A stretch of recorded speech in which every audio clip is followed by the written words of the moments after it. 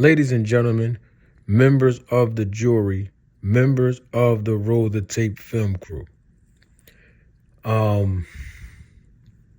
We've seen this time and time again, okay, in the sport of boxing, where fighters constantly call out other fighters.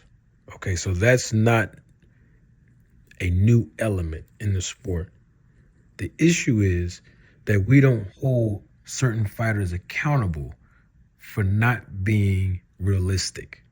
And I'm talking about Teofimo Lopez.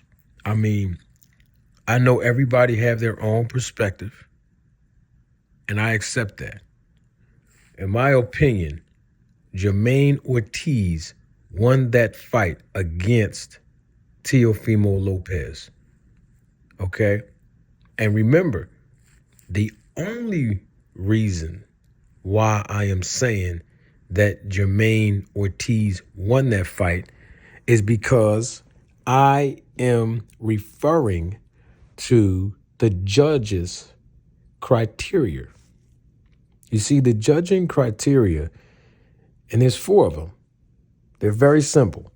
And I won't go into grave detail of each of them specifically because I've already done that on the podcast. And most of you already know that I am certified and trained as a judge through the amateur boxing program, USA Boxing. We know this already. The thing about it is this. The performance that Teofimo Lopez put up against Jermaine Ortiz and Sandor Martin, unacceptable. 2 out of his last 3 are controversial in his wins. Now, on paper, did he win? Yes. But the performance level didn't match up to the wordplay. It did not match up to all the trash talking that he did in those fights and the buildup of those fights. And even now, because he's calling out Terence Crawford. Terence Crawford is the undisputed welterweight champ of the world. We already know that. And the thing about it is this. Terence Crawford is at 147 pounds.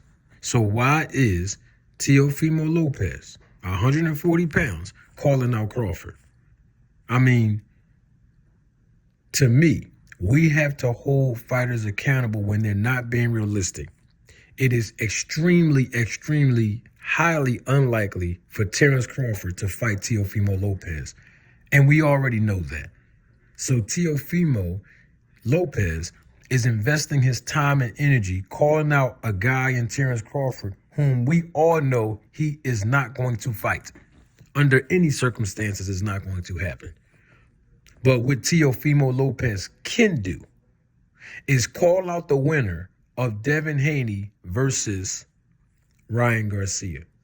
What Teofimo Lopez can do is wait and see what Subriel Matias is going to do.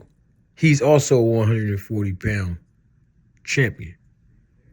What Teofimo Lopez can do is wait to see who's going to win between Rolly Romero and Isaac Cruz, because Rolly is the 140-pound champion as well. What I'm saying is he needs to call out the champions that are in his division so that he can gain the opportunity to fight them and possibly win against those fighters and then possibly unify in the titles. That's more realistic than him calling out Terence Crawford. And so all I'm saying is that Teofimo need to be more realistic, him and his dad, okay? And they need to start campaigning at the division that they are at. Because if he, Teofimo, when I say he, if he think he gonna get in the ring with Rolly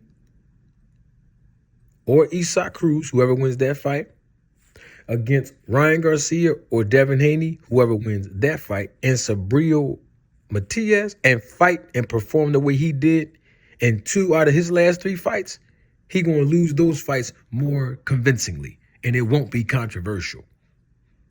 Teofimo Lopez has to go back to the drawing board. And one of the plays that his team is going to have to draw on that drawing board is to eliminate his dad from being the head trainer of his camp moving forward. I believe that his father has reached his ceiling with him as far as the lack of experience that he has in training his son in world championship level caliber fights. Okay, we've seen this play time and time again, but we've also seen when fighters do make the tough decision by having their dads take the back seat. It has become beneficial for most fighters and detrimental for some. But the bottom line is Teofimo Lopez, he needs to improve on his technical skills, and he needs to improve in his performance if he wants fans to not be disenchanted after seeing him compete moving forward. Don't take my word for it. Roll the tape.